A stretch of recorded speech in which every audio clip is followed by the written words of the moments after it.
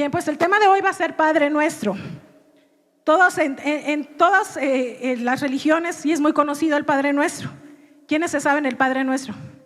A ver, alcen su mano. Yo sé que es la primera, así que no estén muy serios, por favor, acompáñenme a estar un poco más sueltitos, ¿sí? Bien, pues vamos a empezar hoy hablando de la infancia de Jesús. Y dirán, bueno, pero no es Navidad. Esas prédicas se dan cuando es Navidad. Pero precisamente yo quería hablar sobre algo de la paternidad, porque como saben, el próximo domingo se festeja el Día del Padre. ¿Quiénes aquí son padres? Así que ya vamos calentando motores como fiesta de pueblo desde hace una semana antes, ¿verdad? Para que nos dure el festejo, ¿sí? Entonces yo quería hablar algo de la paternidad, pero no sabía sobre qué tema de la paternidad. Y pues me fui a la infancia de Jesús, porque Él fue pues hijo. Él fue hijo en esta tierra cuando llegó a este mundo a encarnarse. Y vamos a la infancia de Jesús. Pero antes de la infancia de Jesús, ¿alguien sabe cómo se llamaba el papá de Jesús? José, ¿verdad? Todos sabemos la historia del nacimiento de Jesús, el pesebre, José, María y Jesús, que no encontraban un lugar y que nació en el pesebre. Pero ¿ustedes sabían quiénes son los antecesores de José? Bueno, acompáñenme Mateo 1, por favor. Vámonos a Mateo 1. Y solo Mateo y Lucas hablan sobre el nacimiento de Jesús de los evangelios. Vámonos a Mateo 1, 2, por favor. Dice, Abraham fue el padre de Isaac. Isaac, padre, acompáñenme, padre de Jacob. Jacob, padre de Judá y de sus hermanos. Bueno, aquí tenemos entonces a unos primeros antecesores de la genealogía de Jesús: Abraham, Isaac, Jacob, que después se vuelve Israel. Vamos a Mateo 1:6. Es muy larga la genealogía y la pueden ver en Mateo 1, pero estos son como que los que les va a llamar más la atención porque se hace énfasis de ellos en la palabra. Es Isaí, padre del rey David. David fue el padre de Salomón, cuya madre había sido la esposa de Urías. Vamos con otro antecesor en Mateo 1:16. A ver, ahí está. Y Jacob, padre de José, que fue el esposo de María, de la cual nació Jesús, llamado el Cristo. Si ustedes ven entonces de Mateo 1, pueden ver todo el recorrido de toda la genealogía. Entonces Jesús tenía como antecesores a Abraham, a Isaac, ¿a quiénes más? A ver, a Jacob, a David, al rey David, a Salomón, ¿sí? Pero a mí lo que me llama la atención es que si bien fueron hombres muy valientes y relevantes, tan relevantes que estuvieron en la Biblia y ocupan un lugar privilegiado en la Biblia como una enseñanza para nosotros, porque estos personajes o estas personas están puestas en la Biblia también para que veamos sobre sus vidas. Y me encanta la Biblia porque yo siempre lo digo, la Biblia no encubre los errores, no encubre los pecados, los expone, nos dice en qué fallaron. ¿Por qué creen que nos dice en qué fallaron? ¿Se han puesto a imaginar por qué nos expone los pecados? Que no se supone que todos los que buscan a Dios deberían ser santos y no deberían de tener ningún pecado. ¿Por qué creen que nos exponen los errores? Para que no los repitamos, para que veamos en dónde fallaron, qué cometieron. Y aquí, viendo la genealogía de Jesús, advierto ciertas cuestiones en cuanto a la paternidad. Vamos a Abraham. No sé si está la imagen de Abraham, que quién sabe si haya sido así, ¿verdad? Pero bueno, esta es la referencia de cómo pudo haber sido Abraham. Abraham era un hombre cercano a Dios. Habló con Dios cara a cara y Dios le hizo una promesa. ¿Qué promesa le hizo a Abraham? Que sería padre de multitudes. Y Abraham estaba casado con Sara. Y Sara, pues estuvieron esperando. Y les llegó la vejez. Y decían, pues ¿cómo es que vamos a ser padres? Pues si ya casi la tierra nos está clamando, ¿verdad? Pues a Sara se le ocurrió una idea. Ya ven cómo somos las mujeres de prácticas y que queremos, nomás andamos ideando. Ya me imagino a la Sara pensando en la noche, pues si me prometió Dios una herencia y pues nomás no, y ya pasaron tantos años, a mí se me hace que ya no, pues ¿qué pasaría si yo le ayudo a Dios? Y ya me imagino que andaba detrás de Abraham día y noche diciéndole, oye, a lo mejor Dios quiere cumplir la promesa por medio de Agar, la persona que nos ayuda en la casa. Y ahí estaba, porque yo no creo que fue una vez la que le dijo, ¿verdad? Sino que fue insistente y le dio chance de una noche loca, una noche de copas, ¿no? Y entonces resulta que de este encuentro Agar se embaraza y nace Ismael. Ismael, ahorita vamos a ver qué pasó con Ismael, pero al poco tiempo Sara se embaraza y tiene a Isaac. No me voy a enfocar en las historias de estas personas. Simplemente quiero hacer énfasis en qué pasó con la paternidad de Abraham. Porque se empezaron a pelear Isaac e Ismael y las dos mujeres, porque las dos mujeres pues tenían derecho como madres y sus hijos ahí peleaban también. Toman la decisión de que Agar se vaya junto con su hijo. Y pues eso al corazón de Ismael mostró una preferencia a Isaac, ¿verdad? Porque era un niño. Los niños no entienden de las razones o los problemas de los adultos. Él simplemente, pues fui separado de mi papá se deshizo de nosotros y nos mandó a otro lugar. ¿Saben ustedes de dónde vienen? ¿Qué pueblo salió de Ismael? ¿Sí saben? Los árabes, con la religión musulmana. Y de Isaac vienen los de Israel, la nación de Israel. Entonces, imagínense, una decisión tuvo una trascendencia histórica que estamos viviendo hasta el día de hoy. Una decisión, y ahí fue afectada una decisión de paternidad por padre de Abraham. Abraham. Pues ahí no queda la cosa. Vamos a Isaac. Por ahí vamos a tener a Isaac. ¿Se acuerdan de Isaac? ¿Cuántos hijos tuvo con su amada Rebeca? ¿Se acuerdan? Dos cuates, ¿verdad? Jacob y Esaú. ¿Y a quién prefería Isaac? Isaac prefería a Esaú y Rebeca prefería a Jacob. Esaú era un hombre así fuerte, rojizo, varonil, le gustaban los deportes extremos, andaba en el rodeo, era muy aguerrido, un hombre de casa, ¿no? Y pues yo creo, aparte que era su primogénito, estaba muy orgulloso de él, Jacob, y era su preferido, Esaú. De Isaac era su preferido Esaú. Y de la mamá era el preferido Jacob. Después saben ustedes que hay una compra de primogenitura, lo agarra digamos muy hambriento, pero la primogenitura en ese entonces valía el equivalente a 2 veces tu herencia. No solo te tocaba una porción, te tocaba doble por ser el primogénito. O sea, tenía consecuencias legales, tenías derechos legales por ser primogénito. Y Esaú tenía estos derechos porque había nacido primero, había salido primero del vientre de su madre. ¿Saben la historia? Jacob tiene el nombre de Jacob. ¿Saben qué significa Jacob? El engañador, usurpador, porque desde que salió del vientre le jaló, como que le quería ganar el lugar a su hermano y le salió agarrado del talón de Esaú. Y entonces aquí vemos otra vez, se repite la historia. Abuelo, padre, preferencia. El padre prefería a Esaú. ¿Cómo es esto posible? En dos generaciones otra vez. Y esa preferencia trajo que después Esaú buscara a su hermano para matarlo. No sé si ya se sabe la historia, pero les digo, no nos vamos a centrar en esa historia, pero tuvo como consecuencias también la búsqueda para matar a su hermano. Él siempre, Jacob se fue y siempre se sintió pues que usurpaba un lugar, porque eso es lo que había hecho. Había engañado a su padre, porque aprovechándose de que estaba ciego. Y Jacob, que después pelea con el ángel y le cambia el nombre a Israel, ¿a quién prefirió? ¿Quién fue Israel o Jacob? ¿De quién fue padre? ¿Alguien sabe?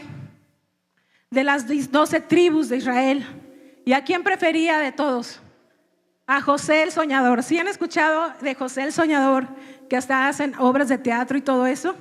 Pues José el Soñador, José era su hijo y era su preferido.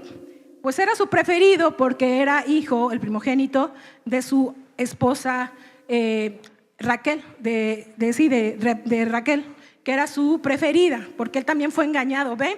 Este círculo de patrones que se siguen engañando y engañando, otra generación donde es engañado y es engañador, ¿no? Él prefería a José y ya saben todas las consecuencias que pasó con José. Por andar presumiendo que era el consentido, se ponía la túnica, iba de chismoso con su papá y le contaba todo lo que hacían sus hermanos. Y saben que investigando qué significaba la túnica, no solo significaba una posición de poder frente a sus hermanos o de autoridad, sino también implicaba por los colores y el peso que él estaba exento de hacer labores de agricultura o de campo. O sea, no solo implicaba esta parte de, ay, qué padre ropa, es como si ustedes de sus hijos a uno le compraran pura ropa de marca y a los otros no. Imagínense nada más cómo se podría sentir los hijos y cómo se podría sentir ese hijo que trae pura ropa de marca, ¿no? Pues así se sentían los hermanos. Llevó a que quisieran matar a José sus hermanos. Otra vez un intento de homicidio, rencor, dolor, favoritismo, engaño. Parece este capítulo de La Rosa de Guadalupe, ¿verdad? Que ya cualquier cosa que pasa ya la vuelven Rosa de Guadalupe. Pues aquí salen muchos capítulos de La Rosa de Guadalupe para que no se vayan pues nomás a ver lo que está pasando, y aquí ya pueden sacar varios capítulos. Pues bueno, vemos lo que pasa con José. Después el hecho de que hubiera sido vendido, al final, como todo lo que Dios hace, lo malo lo restaura y lo vuelve bueno para sus hijos, ¿verdad? Porque es dentro de los propósitos o de lo que permitió Dios con la venta de José, es que José se volviera el segundo más importante de Egipto y después pudo traer a su familia. Es una historia, te la recomiendo que la leas, porque es una historia muy bonita sobre la reconciliación y el perdón. Siempre en las familias, cuando hay heridas, cuando hay engaño, cuando hay traiciones, cuando hay favoritismo, siempre hay dolor. Y la restauración y el sacar ese dolor te va a causar angustia, porque vas a decir, no lo puedo olvidar. O sea, aparentemente llevas tu vida y ya eres un adulto o ya eres mayor, ya eres un joven y dices, eso ya se quedó atrás, ya no lo recuerdo. Pero si está ahí, ya vienen como flashbacks que de repente te vienen y ay, hasta te duele el corazón, así como que sientes feíto, porque quiere decir que todavía está ahí. Pues bueno, la historia no termina con José. Vamos con David. ¿Ustedes creen que David también tuvo favoritos? Bueno, pues David tuvo un hijo que no se escucha mucho, o sea, mucho en la Biblia, pero se llamó Amnón. Pero Amnón era muy malo, o sea, era una persona muy mala. Yo me lo imagino super junior, porque David ya era rey. Y Amnón pues se la pasaba en el antro, que ya sé que ya no les llaman antro, que ya ni sé cómo se les llame, ¿verdad? Pues se la pasaba ahí en la fiesta, el coche último modelo, la ropa. Y Amnón se enamoró de su media hermana, Tamar. Y era un niño pues consentido. El hecho de que David estuviera tan ocupado en la guerra y gobernando un país y lidiando con sus propias cosas, con sus propios pecados, su adulterio, sus depresiones, porque también vivió depresiones. Y eso me encanta de David, porque él sí se tiraba al suelo y pedía ayuda y hasta que Dios lo levantaba, ¿no? Ahorita que hablaba Aranza de David. Y bueno, David prefirió a Amnón sobre todos sus hijos. Amnón abusa de su hija, de su media hermana Tamar. Y Absalón, que era su hermano de sangre, se da cuenta que su papá no hace nada respecto a esta grave falta que ha pasado en su casa, y como que no se habla del tema, y Absalón no se queda conforme y mata a Amnón. Absalón se tiene que ir, han matado al hijo preferido del rey, se tiene que ir. Absalón está fuera y después de muchísimos años regresa a casa de su papá, pero su papá no le dirigió la palabra. ¿Sabían esto de David? Pues yo no lo tenía muy fresco, la verdad. Dije, ese David que cantaba tan bonito, o sea, orgullosito, ¿no? No le hablaba a su hijo, estaba en su casa, pero dijo, no le voy a hablar por lo que le hizo a mi hijo mayor. ¿Saben qué le costó a David? Un golpe de estado por parte de su hijo, Absalón, y el hecho de que quisiera matar a su propio padre. Entonces ahí es cuando te das cuenta, híjole, eso se pudo haber arreglado. Sentarse, hijo, lo que pasó con tu hermana, o sea, qué sé yo, 1000 formas de hablar los problemas que pasan en casa. Ninguna familia está exenta de problemas. La cuestión es que a veces no se hablan los problemas. Hay familias en las que no se tocan lo que pasó y se hacen mutis como que, no, eso no pasó nada. Y me llamó mucho la atención sobre esta cuestión del abuso que hubo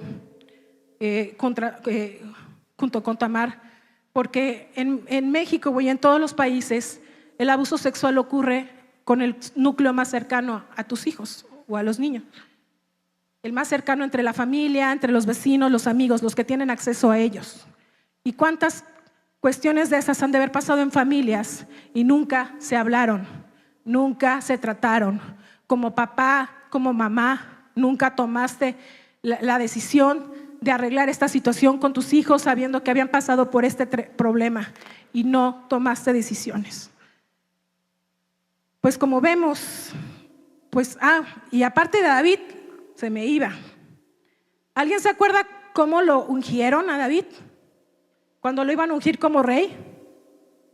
¿Sí se acuerdan? Que fue el profeta Samuel y le dijo a Isaí que presentara a todos sus hijos y le puso a todos. Y David no estaba. Y Samuel, no, pues este debe ser, pues este está bien guapo, este seguro es.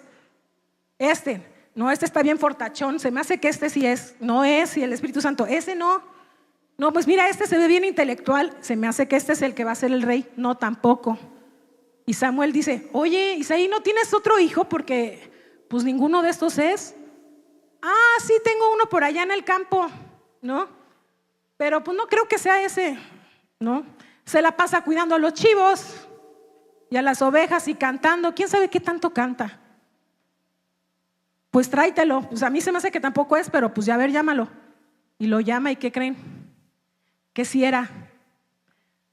¿Eso no denota también que David era menospreciado?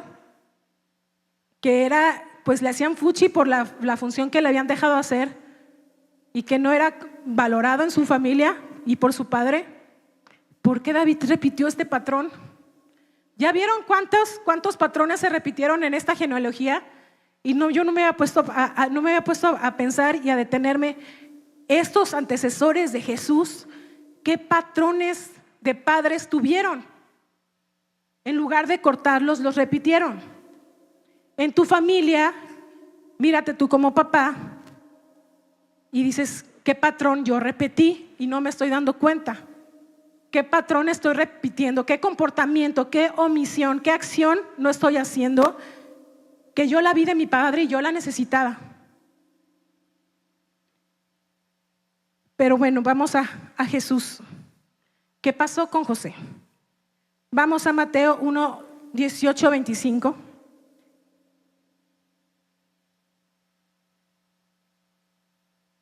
Entonces ya estamos que José, ¿quiénes eran sus antecesores, verdad? Y qué patrones traían en su familia. Vamos a Mateo 1, 18, 25.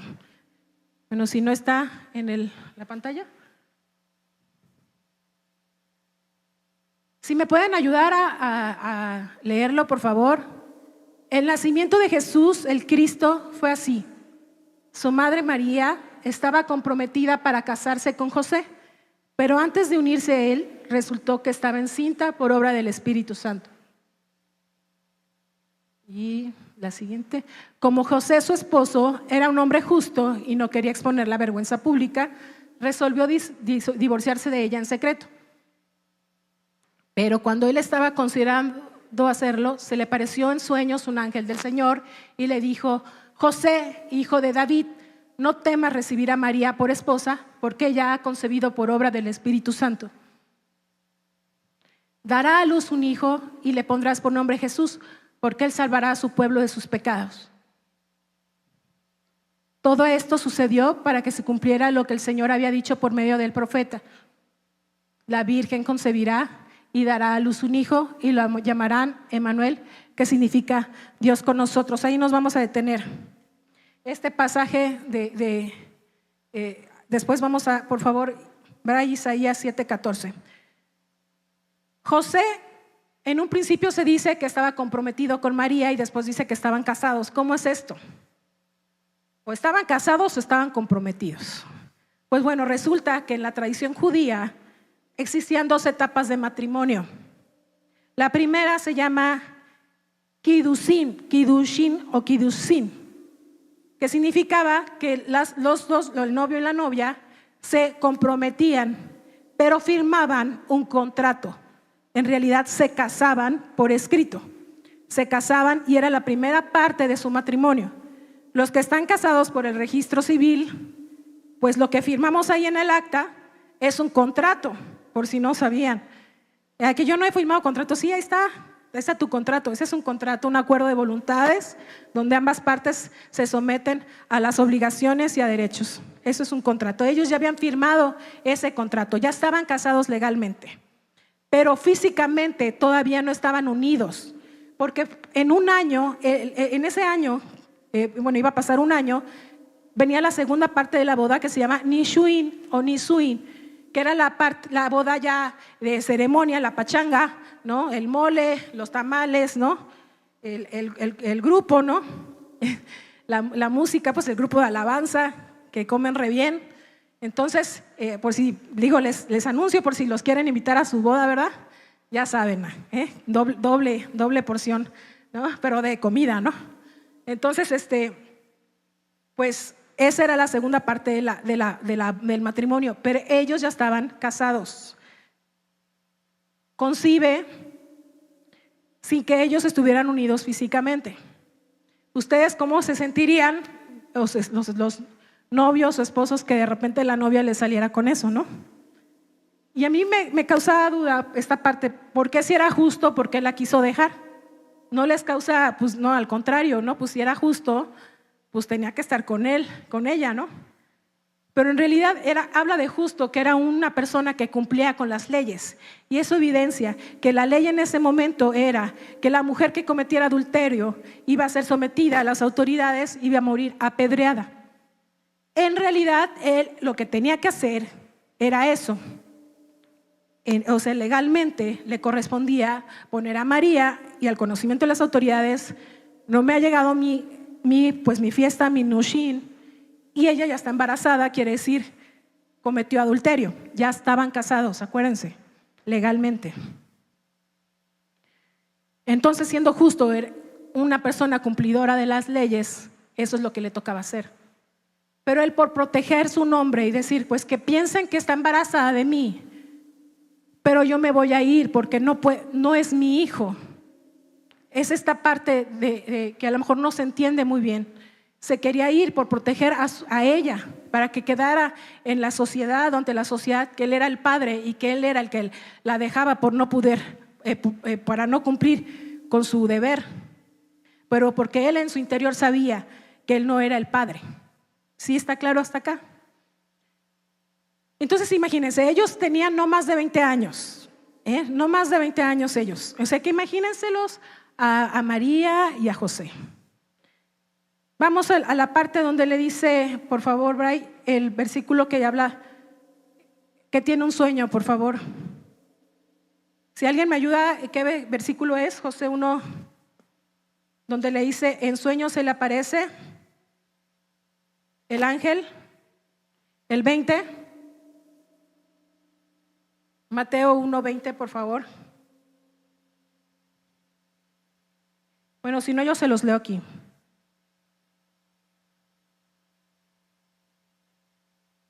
Ya está. Así.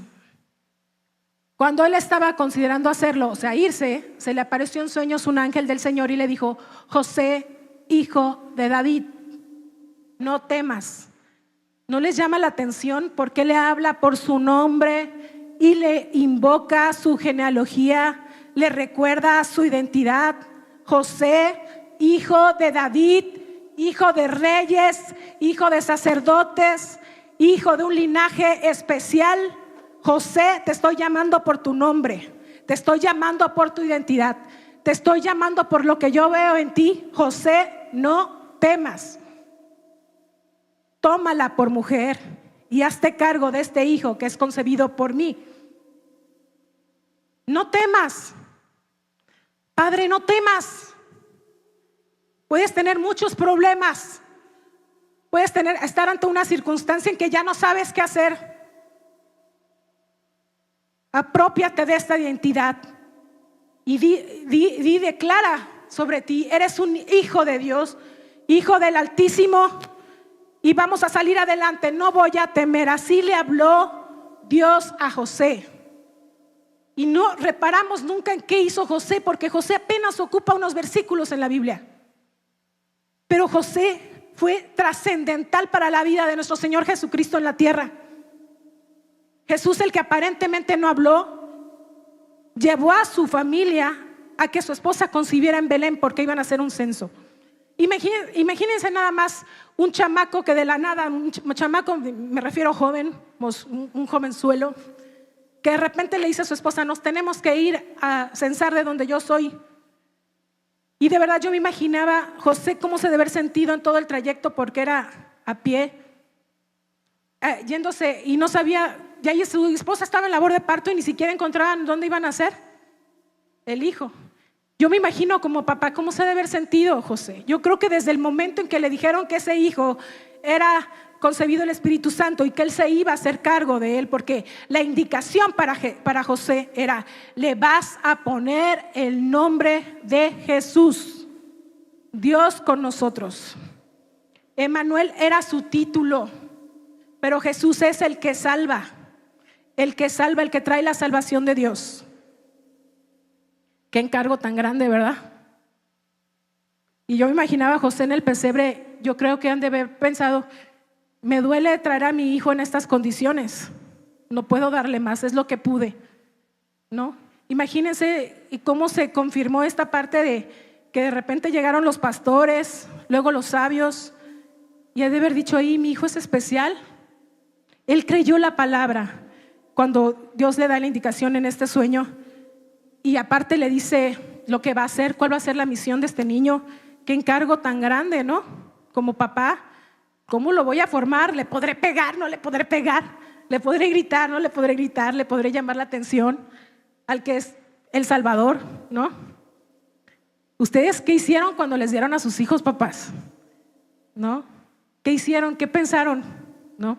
Y ahorita, aunque estén grandes, nada más piensa: ¿qué misión tiene mi hijo para cumplir en este mundo? ¿Cómo le estoy ayudando yo a formar su carácter, o lo estoy destruyendo con mis palabras y mis acciones? ¿Qué parte de papá no estás haciendo como debe ser? ¿Qué parte estás dejando de hacer?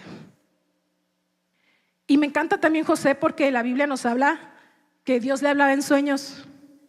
Eso quiere decir que José no solamente era obediente, sino que tenía una comunicación muy clara con Dios. Tenía esta facilidad de entender las instrucciones de Dios.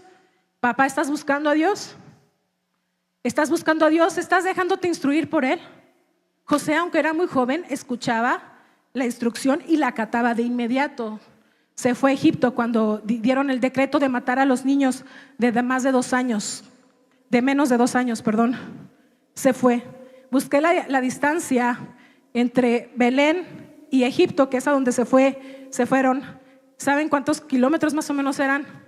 2,000 kilómetros. Es como de aquí, busqué como a Dallas, Texas, un poquito más lejos de Dallas, Texas, caminando. Imagínense llevar a su familia y pues de empezar de cero en otro lugar. Empezar de cero y siguiendo la instrucción de Dios. ¿Cuáles instrucciones te ha dado Dios y estás dilatando en cumplir? ¿Qué instrucciones te ha dicho? Bueno, primero, ¿estás escuchando la voz de Dios? ¿Estás disponiendo tu oído a escuchar la voz de Dios? Y segunda, si ya te dio Dios una instrucción, ¿la estás haciendo? ¿La estás cumpliendo? ¿La estás ejecutando? Y otra vez yo creo, José se aferraba y decía: no voy a temer, no voy a temer. Porque empezó de nuevo en otra ciudad, en otro idioma. No sé si me puedan acompañar con el teclado, por favor, ya para terminar. Y se tuvieron que mudar 2 veces más, o sea, aparte Egipto y después regresar a Nazaret. Nazaret era un pueblo en la montaña, rodeado de montañas, ahí abandonado, con mucha pobreza, y se dedicaban a la agricultura primordialmente. José era el carpintero. José era carpintero, pero era digamos un poquito más especializado, porque en una palabra por ahí en la Biblia habla de que era un tectón, que quiere decir un poquito más especializado, o carpintero un poquito con más detalle, ¿sí? Esta profesión se la enseñó, o este oficio se lo enseñó a Jesús. Entonces yo me imaginaba, ¿cuántas horas pasó José con Jesús? ¿Se pueden imaginar cuántas horas pasó Jesús con su papá? Ahí enseñándole el oficio, obedeciendo, enseñándole la palabra, porque en la palabra se advierte que José cumplía la ley, que cada año festejaban la Pascua, que fue presentado para la circuncisión, que fue presentado ante el templo. Y me imagino que todo lo que Jesús vivió con su papá le hizo tener una paternidad o una imagen de papá sana. Y José rompió con sus generaciones. ¿Ya vieron qué papás hubo antes en esa familia? ¿Cómo fueron los padres en tu generación, en tu vida? En tu familia, ¿cómo se comportaron tus abuelos, tus bisabuelos? ¿Hubo alcoholismo? ¿Hubo infidelidad? ¿Hubo engaño? ¿Hubo tranzas? ¿Que el que tranza no avanza? ¿Qué hubo en tu familia? ¿Y qué puedes hacer hoy para romper esas generaciones? Me impresiona José, porque siendo tan joven no repitió ni un solo patrón de sus generaciones. Amó infinitamente a María, porque estuvo con ella todo el tiempo. La cubrió, y yo me imagino que era un buen esposo, porque estuvo con ella y la asistía. Y en la mañana yo pensaba que se le da mucho el mérito a María de que aventó a Jesús a hacer su primer milagro cuando estaban en la boda, que fue la mamá: ándale hijo, ándale. No, pues así somos las mamás, ¿no? Pero yo decía, María lo hizo, ¿saben por qué? Porque José ya no estaba. Los estudiosos dicen que ya había muerto, porque cuando estaba en la cruz le encarga a su mamá, a Juan, y que si su papá hubiera vivido se lo hubiera encargado a su papá, o no tenía necesidad de encargarle a su madre, porque su padre se iba a hacer cargo de ella. Si hubiera un detalle malo en la vida de José, la Biblia lo diría, yo lo sé, porque la Biblia expone los errores también. Y en José no hubo ningún detalle malo. 3 veces soñó, 4 veces soñó que Dios le hablaba y él seguía la instrucción. Fue valiente, cubrió a su esposa. Nunca, yo creo, dijo que ese niño no era suyo. Nunca la exhibió. Le dio amor. Y yo me imagino a Jesús cuando empezó a predicar, cuando habla de la parábola del hijo pródigo, de ese padre amoroso que está a la puerta todos los días esperando a su hijo. Ese padre ansioso por ver a su hijo, que no le importaba que pecara, que hubiera pecado, que se hubiera ido con los marranos, que se hubiera acabado su dinero, porque la imagen que Jesús tenía para hablar de un padre de esa naturaleza, un padre amoroso, es porque él la había tenido. Porque él había tenido un padre amoroso, un padre que se sentaba a enseñarle el oficio, un padre que le enseñaba de la palabra, un padre que le enseñaba a respetar a las mujeres. Sus antecesores no respetaron a las mujeres, las engañaron, prefirieron a otros hijos. Su padre solo estuvo con su mamá. Y algo más impresionante de que todo este bagaje que Jesús había tenido, porque empezó su ministerio hasta los 30 años. Estos años en el anonimato, al pie de su padre y de su madre, porque dice la palabra que él creció en sabiduría, en estatura y en gracia ante Dios y entre los hombres. Formaron un buen ciudadano, formaron un buen hijo, un buen hermano, un buen vecino, un buen carpintero.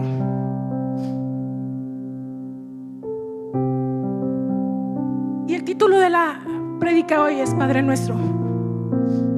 ¿Por qué Padre Nuestro? Le piden a Jesús: enséñanos a orar.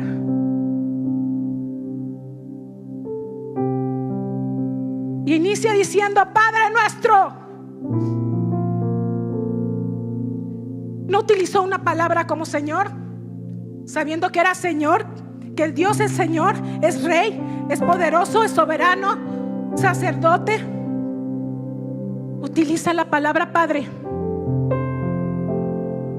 porque Él tenía sana su relación con su Padre, y la imagen de Padre era sólida. Por eso vemos tantas parábolas y tantas enseñanzas es que Él dio a partir de un buen Padre, porque Él lo tuvo.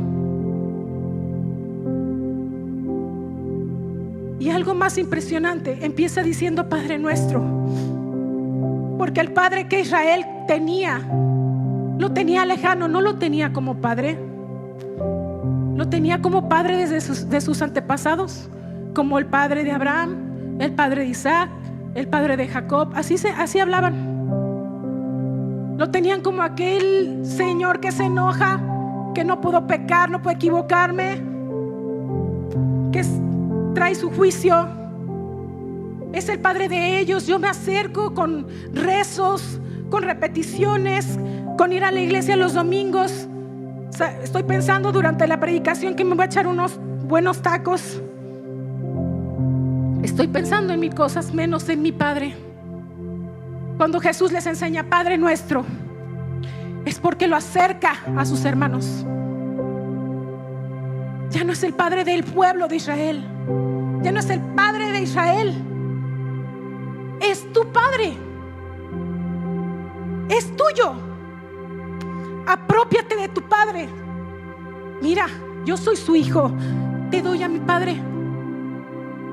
Aprópiatelo, tómalo, hazlo tuyo. Ten esta identidad como hijo. Ten esta identidad como hijo. Tómala. ¿No tuviste padre, hermano, hermana? Tómala de tu Dios, papá. Tómala de Él. Tu padre tuvo muchos errores. Tómala de Dios, papá.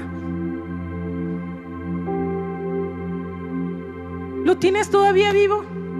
Está aquí. Perdónalo. No tuvo las mejores imágenes de papá ni de abuelo. Eres tu papá y ya te diste cuenta en que la estás regando. Yo espero, hermano, porque yo me di cuenta de muchas cosas que pasan en las familias y no se hablan. ¿Cuántos secretitos hay en las familias que los papás están haciendo como que si no hubiera pasado eso con sus hijos? O tu hijo que viviste algo y que no quieres hablarlo con tus padres. ¿Cuántos años te vas a perder de convivir con tu papá? Yo me ponía a pensar, Dios, creo que yo no sé cuál es el momento favorito de mi mamá ni de mi papá en su vida. ¿Acaso sabré cuál es su comida favorita? ¿Cuánto me estoy perdiendo como David por tener rencor en mi corazón? Y ya se va a terminar el tiempo de la predicación. Yo quisiera que nos levantáramos, por favor.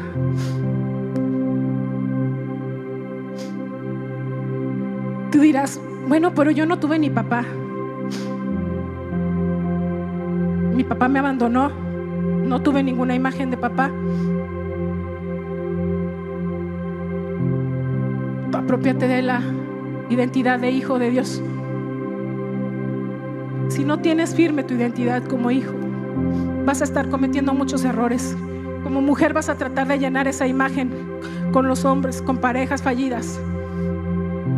Vas a repetir patrones. No porque lo digo yo, está en la Biblia. Si no lo decides hacer. Levanta tus manos.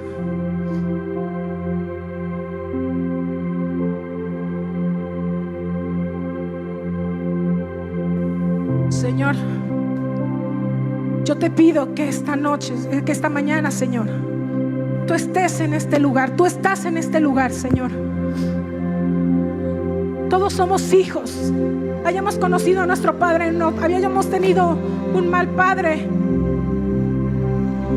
Somos hijos, hijos tuyos, Señor. Reclamamos nuestra identidad como Padre, como tus hijos, y tú como nuestro Padre. No podemos solos, Señor. No podemos solos, Señor. Si eres padre, pídele ayuda a tu padre. Dile: no tuve una buena imagen, pero si tengo una buena imagen de ti como padre, ayúdame. Dile, abre tu boca. Todos estamos de pie. Nadie se da cuenta de lo que estás diciendo. Pídele ayuda como padre. La estoy regando en esto, la estoy regando en el otro. No he hecho esto. He tenido odio a mi padre. Rómpelo en este día. Abre tu boca. Perdona a tu padre. Perdona a tu padre. Abre tu boca. Yo quiero ver a todos. Tu padre te ama en completitud. No tienes que hacer nada bueno para que él te ame. Eso es difícil de entender. Yo no tengo que hacer nada por su amor. No tengo que volverme buena para que él me ame. Él ya me ama. Él ya me ama.